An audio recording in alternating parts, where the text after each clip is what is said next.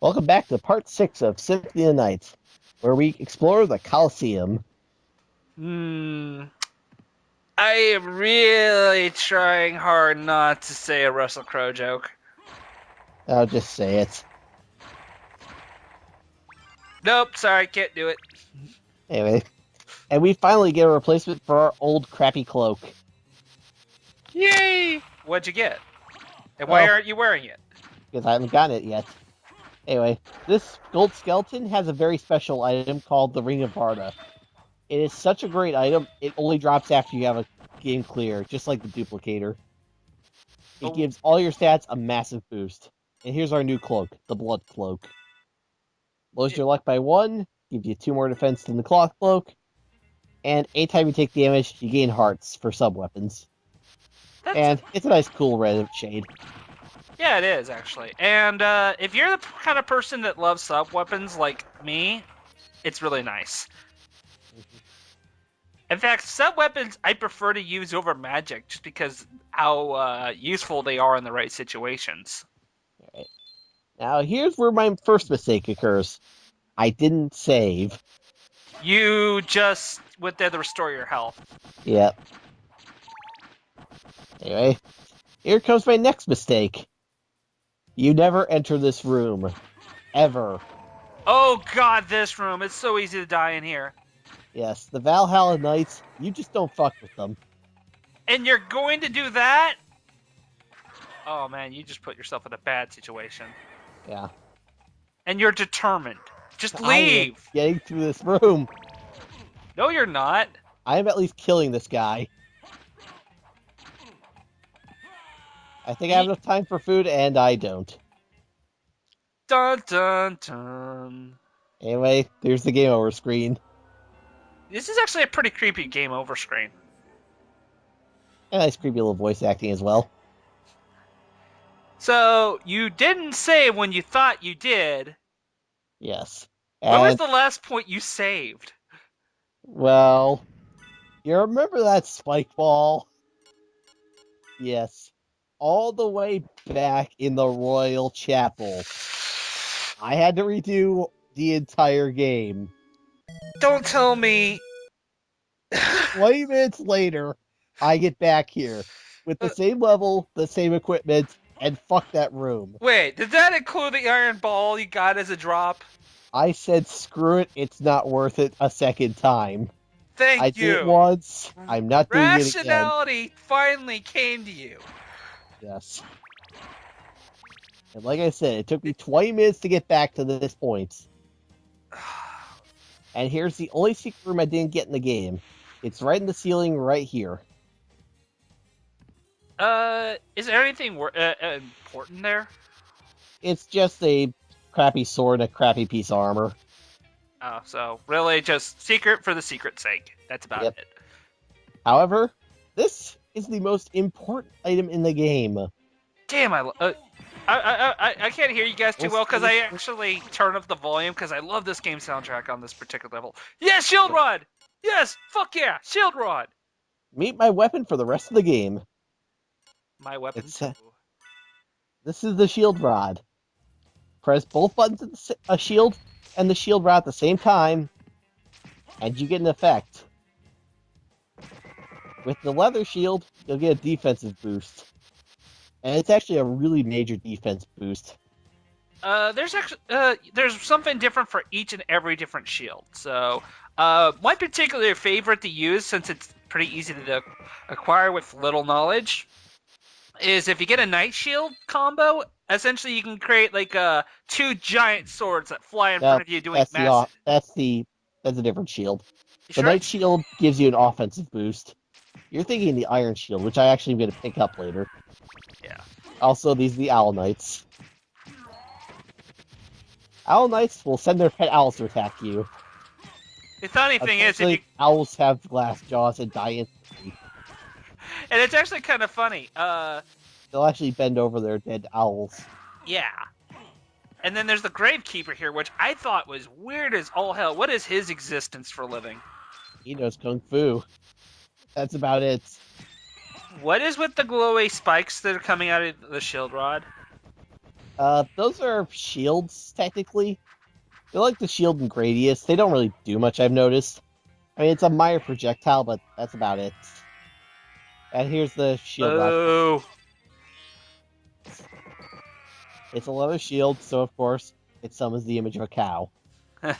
Sorry, but this is probably going to be the only time I'm going to make a freaking cow joke in a video game.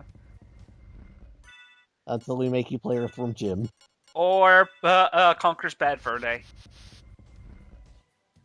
Well, anyway, the Night Shield will give you an offensive boost instead. Which is also pretty good. Why did you want to equip it? Because there's actually a little thing I do in speedruns coming up. First things first, because it's a cutscene, I've got to show the cutscene first. And you're taking the necessary precautions. Good. Actually, no, it's just I don't want to walk 20 minutes to get back here again.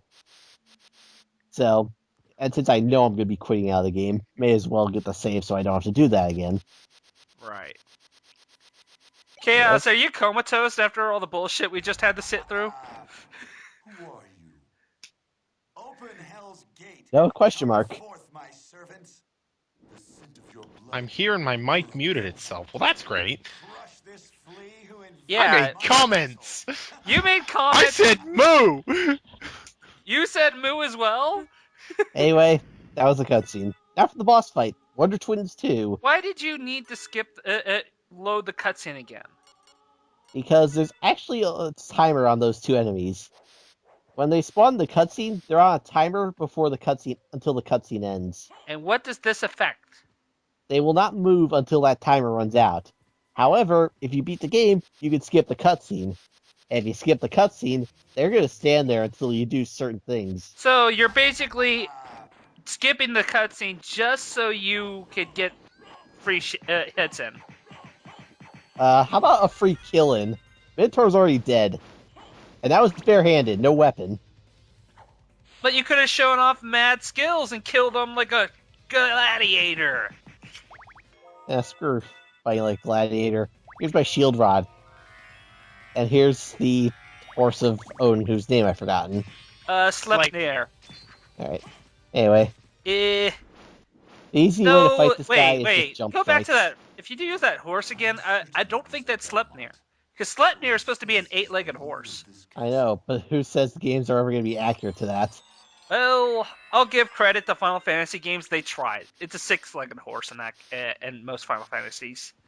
Anyway, here's our next relic, Form of Mist. See, it's great. I can't pass through it, but Mist could. But, Yeah, you can actually stay in the mist for quite a long time as long as your magic doesn't run out. Though I always Actually, had this bad... can't. Form of Mist will only give you that short period of time. You need another relic to extend the timer. Oh, And- okay. The library cards will always teleport you to this spot. In the next room is our good friend, the librarian. Anyway, I had always had this bad idea of Let's go visit if this. Alucard like is transformed in the mist and like a window nearby opens up and the draft pulls him out. Game over.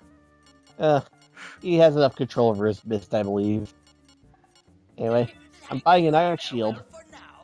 Because this is going to be my offensive weapon until I get to the end game. I don't blame you. This combo is ridiculously overpowered. It'll kill most enemies in front of you, except for like some frogs or something that are just really low on the ground to hit.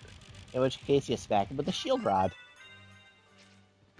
Or in the case of that corpse weed, you just smack it in the face and it dies. Oh, if he were to use the shield rod combo with the iron shield on that thing, that'd be kind of overkill. Yes. Well, anyway, here's the next room I use the clock in for a speed run. You just turn the clock.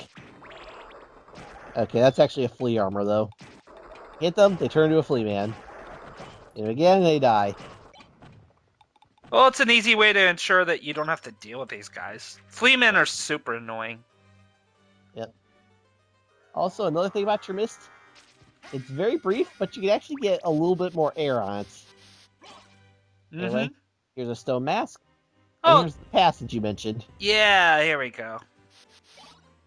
There's a topaz circlet And a and holy another rock. rod. Now, circlets are actually pretty cool. They'll always have some kind of element to them. as long as they have a jewel. For example, topaz will restore hit points if you're hit by poison damage instead of taking poison damage. This becomes very important later for a certain boss. All You'll- right, eventually. Yes, this is like one of the last bosses I'm taking on this game. In fact, I killed Death before I could even see this boss. Oh, and now Unless you're you gonna go know fight what the. boss is hiding behind Death, know exactly what I'm alluding to. Oh Anyway, yeah, this is Lesser Demon. yeah. The He actually becomes a regular enemy later. you kind of break it up a little bit, Matt. You need to. Ed? Lesser Demon has a very special trick to him. He can summon minions, and specifically summon this Mudman. This is the only place you can fight the Mudman. So if you want to get that your beast area to be complete, you have to get it here. Right. Also, this is the Shield Rock combo. By the way, I'd like to take this moment to say thank you, Skype. You almost went 6 whole parts without fucking up. Congratulations. Woo! It's a new record. Anyway, beyond Lesser Demon, there's some free items. A crappy two-handed sword, an onyx gem to sell, a Frankfurter, and the skates. Wait, it doesn't even come in on a bun. It's just as is. It's on a stick. Oh, Anyway, that gives me the all-important, Sola Bat. and now I can become a bat. First, I'm too lazy to walk back to the librarian. Yeah, now go Yeah, get the sorry. freaking Wing Smash. We need that. Or do you don't even have to unlock it? You already have it. We'll find out next part. Oh.